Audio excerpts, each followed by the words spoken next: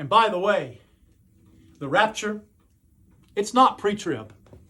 It's not mid-trib. The only biblical scriptural position is that it comes after the tribulation. That's what Jesus said.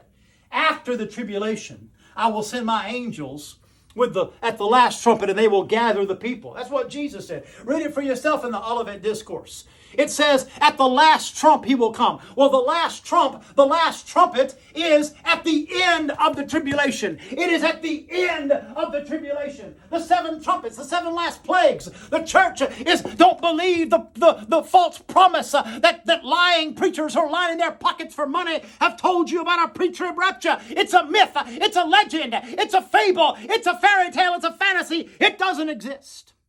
But here is what you're going to face. Verse 12. And I beheld when he opened the 6th seal, and lo, there was a great earthquake. And the sun became black as sackcloth, and the moon became as blood.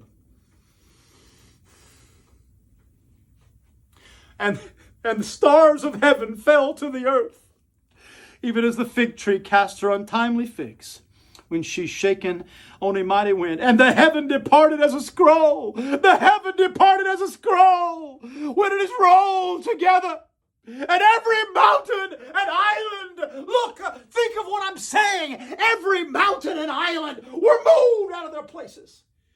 And the kings of the earth, and the great men, the rich men, the chief captains, the mighty men, every bondsman, every freeman, hid themselves in dens and rocks of mountains, and said to the mountains and rocks, fall on us, and hide us from the face of him who sits on the throne, and from the wrath of the Lamb. The Jesus that's being preached today is not the Jesus of the Bible, of the New Covenant, of the New Testament. That true Jesus has a sword in his hand. The true Jesus has a sickle in his hand, the grapes of wrath, from the wrath of the Lamb.